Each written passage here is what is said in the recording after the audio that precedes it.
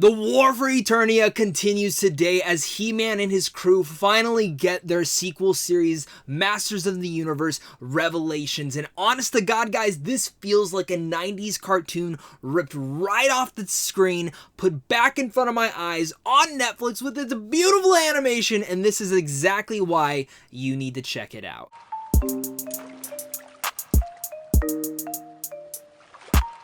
What's going on, everybody? Welcome back to a brand new Netflix review. Today we're discussing part 1 of Masters of the Universe Revelation. This is, of course, the war for Eternia begins again in what might be the final battle between He-Man and Skeletor, a new animated series from, of course, writer-director Kevin Smith, who, if you follow my channel for a while, I love me some Kevin Smith. And the fact that he was creating the He-Man series, a sequel series to that original He-Man show, this just makes me very much excited.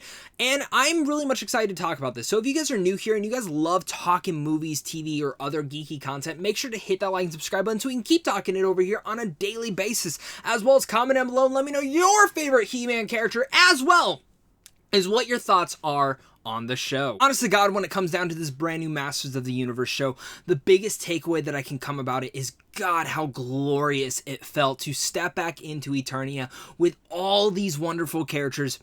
And just from the first episode alone, you can feel the passion coming straight off the screen. It took me back to the days where my dad showed me Masters of the Universe for the first time, and where I sat in front of the TV and he put it on. And, you know, it was an early morning Saturday, and I just remember sitting there just being blown away from not just the action, but the characters, the dynamics, the villains. Everything was so creative and unique to itself that this world really much is a mix of Star Wars and Lord of the Rings in its own sort of way. It's fantasy sci-fi, and I ate that all up as a kid. And really much this is going to be the same thing for many others who maybe are showing their kids for the first time Masters of the Universe, and if this is the first part of it all, they're gonna really dig it, because again, the animation just from the first episode alone to the very last one, because part 1 is 5 episodes, and I definitely need the rest of the season because I'm dying to see the rest of it. I don't know when the release date is for that, but I need it ASAP, because the way this season ends, woo!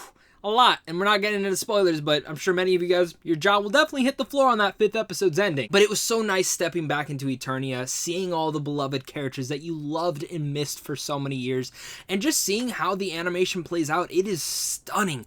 The gorgeous CGI animation, as well, mixed within the 2D, the colors, the action, all of the clashing of battles and lasers and swords. It was just so great to see. I love how Kevin Smith very much took that feel from that original cartoon and modernized it for all of this. I personally was just not expecting that to really feel that way. I was expecting for it to feel much newer, but to still, you know, I didn't expect for it to have that nice, natural feel from the original. Even adding into the score in here, woo! Adding so greatness. When you have a great score tying into some of the fun animated action adventure things like this, it can really add a lot of depth to certain scenes. This is a dark time for many of our characters. While the first episode is exciting and exhilarating, by the end it sets up a fascinating story to see where the rest of the season will play off after this. Then, of course, seeing where these characters end up going for the rest of the first part, I sat there pretty enhanced with everything going on. And I will say, I wasn't expecting some of the twists and turns they actually take with the storytelling devices and who actually are the main characters of this show, because that is one of the big parts about this all, but I was still pretty much taken back by, wow, this is very exciting. The thing that really much explains this entire show is exciting. It's a show that you can't take your eyes off the screen because you're enjoying it so much, and you're just sitting there just with a big smile on your face, especially if you're a Masters of the Universe fan. I honestly don't think any Masters of the Universe fans will watch this and be disappointed. I think you're all gonna really dig this. Now, if you've never seen Masters of the Universe, that's where you may come to play, because this show, I don't feel like, is that accessible to people who either do not remember the original show or do not know anything about Masters of the Universe and He-Man himself. And I do think that's where it kind of goes down to, is that the story is a little bit to follow, even for me, who, again, I never saw all the episodes growing up, but I saw a majority of them, and I always ate it up. But I really had to go back and actually look up a recap of some of the characters, some of the story elements, and kind of elements like that, because really much I couldn't remember everything. And again, I'm not the biggest Masters of the Universe fan, but this is very much appeasing to the hardcore fans, and I felt like a little little bit alienated from that. Again, like I said, if you're not familiar with this world or even in general the characters, you are going to find yourself quite confused within the first episode. Now, like I said, where the first episode ends and takes us from there, it really much sets up, okay, the first episode is in a sense kind of the epilogue to the original Masters of the Universe show. The back half, the second, third, fourth, and fifth episode is kind of the continuation, the sequel series to that. And while you don't have the development or in general even some of the love for certain characters or certain even characters that do pop up in here, you're still fascinated to see where this fantasy story ends up going. And I can at least give it the pro to that's the direction they took.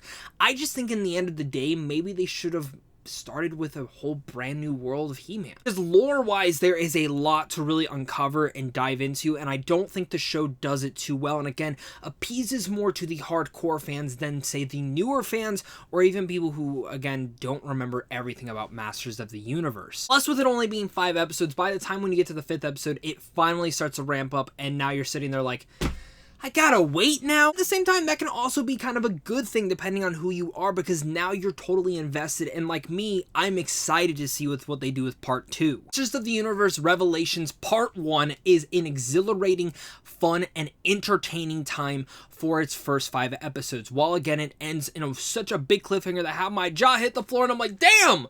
What are they gonna do now? Ended in a way that made me so excited to see what the future of this show will contain.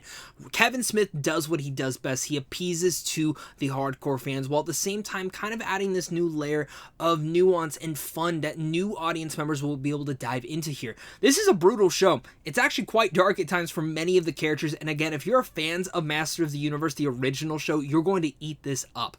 If you're not, you've never seen Masters of the Universe, you might come into this a little bit confused at certain elements, especially when it comes down to lore. You just let the story take you where it's going. You might find some entertainment out of this. The action's great. The animation is beautiful. The score is amazing and adds to every single sequence. And in a sense, this is actually a more of an emotional show than I thought it was going to be. While it does take that 80s and 90s edge to it, where it feels like you're really much sitting down watching a Saturday morning cartoon, it adds a modernized feel to it that absolutely makes this one of the most fun fantasy shows that we've gotten in quite a while, and I think you're in for a little bit of a delightful surprise. So with all that said, I'm going to give Masters of the Universe Revelations Part 1 a B+. Thank you once again, guys, for clicking on this, and I can't wait to hear your guys' thoughts down below in the comment section. Make sure to head on over to Sandwich on Films on how to see films early, and of course, it's a big thing to you, and a big thing to my Patreon supporters, because without you, I would not be able to do this. So, of course, until next time, stay classy.